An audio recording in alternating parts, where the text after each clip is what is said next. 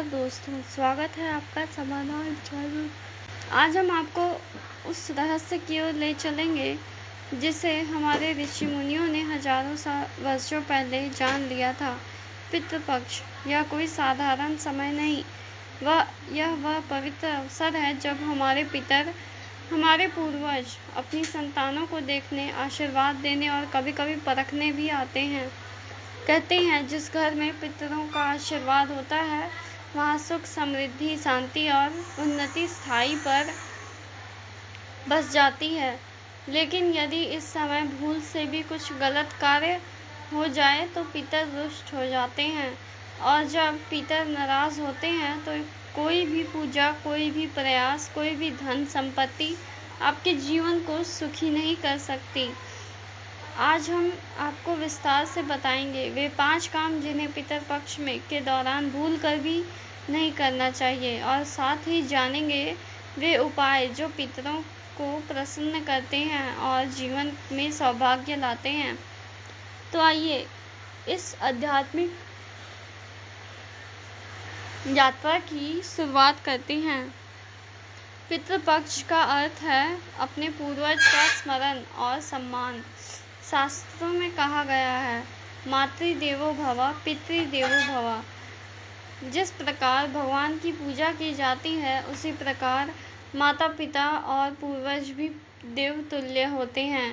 पितृपक्ष में श्राद्ध, तर्पण और दान का विशेष महत्व है। यह केवल धार्मिक कर्मकांड नहीं बल्कि हमारे जीवन और कर्मों का प्रतिबिंब है। जो अपने पितरों को स्मरण करता है उसे अब पितरों का आशीर्वाद मिलता है, और जो भूल जाता है उसके जीवन में बाधाएं, संकट और दुर्भाग्य बढ़ जाती है। क्या आपने कभी सोचा है कि आपके घर में अचानक अशांति क्यों बढ़ गई? धन रुक क्यों गया? स्वास्थ्य बार बार क्यों बिगड़ता है? संतान क्यों दुखी रहती है? शास्त्र बताते हैं यह सब पितरों की नाराजगी के लक्षण हो सकते हैं। कभी कभी पितर सपनों में भी आते हैं। यदि आप सपने में अपने पूर्वज को देखते हैं तो यह एक संकेत है कि वे कुछ कहना चाहते हैं। यदि वे प्रसन्न दिखाई दें तो यह आशीर्वाद का प्रतीक है। यदि वे उदास या भूखे दिखाई दें तो यह नाराजगी और अधूरे श्राद्ध का संकेत है। पहला काम, मांसाहार का सेवन। पितरपक्ष में मांस, मदिरा का सेवन वर्जित है। शास्त्र कहते हैं जो अपने पितरों का तर्पण करते हुए भी मांस और मदिरा का सेवन करता है उसका श्राद्ध अधूरा रह जाता है। मांसाहार से वातावरण अशुद्ध होता है और पितरों की आत्मा असंतुष्ट रहती है। दूसरा काम, नशे और का प्रयोग। इस दौरान शराब, सिगरेट, गांजा या किसी भी तरह का नशा पितरों का अपमान है, क्योंकि श्राद्ध शुद्धि और संयम का पर्व है। नशे में किया गया कोई भी कर्म पितरों को प्रसन्न नहीं करता। तीसरा काम, झूठ और कटु वचन। पितरपक्ष में सत्य बोलना और मधुर वाणी रखना आवश्यक है। यदि आप इस दौरान झूठ बोलते हैं तो किसी का अपमान करते हैं या फिर कटु वचन कहते हैं तो यह पितरों का अपमान के समान है।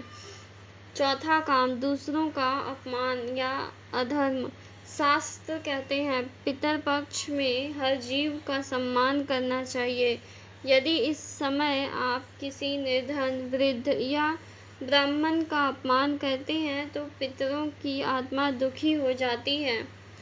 पांचवा काम, दान और श्राद्ध में लापरवाही।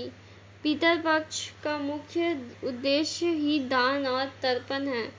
यदि इस दौरान आप दान नहीं करते, अन्न और जल तर्पण नहीं करते तो यह पितरों की उपेक्षा है, और उपेक्षा से बड़ा पाप कोई नहीं।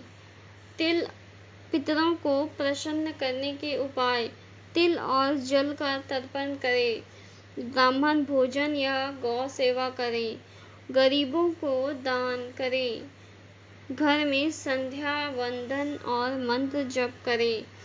पितरों के सपने कई संकेत लेकर आते हैं। यदि पितर हंसते हुए दिखें तो यह समृद्धि का संकेत है। यदि भूखे प्यासे दिखे तो श्राद्ध की कमी का संकेत है।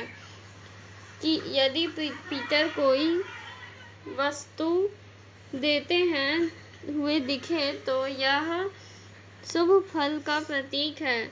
पितरों का आशीर्वाद और जीवन में लाभ। घर में शांति मिलती है, परिवार में एकता बढ़ती है, संतान सुख होता है और धन समृद्धि और सफलता मिलती है। प्रिय दर्शकों, पितर पक्ष कोई साधारण पर्व नहीं है। यह वह समय है जब हम अपने पूर्वजों को याद कर सकते हैं, उन्हें सम्मान दे सकते हैं और उनका आशीर्वाद पा सकते हैं। याद रखिए, पितर प्रसन्न होंगे तो आपके जीवन में कोई बाधा स्थायी नहीं रह सकती, और यदि वे नाराज हो गए तो कोई भी शक्ति आपके जीवन को सुख नहीं बना सकती। इसलिए सच्चे मन से श्राद्ध कीजिए, पितरों को जल अर्पित कीजिए और उनसे प्रार्थना कीजिए, हे पितृदेव, हमारे जीवन को पवित्र बनाइए और हमारे सन्मार्ग पर चलिए। वीडियो अगर अच्छा लगा हो तो चैनल को सब्सक्राइब करना ना भूलें। धन्यवाद।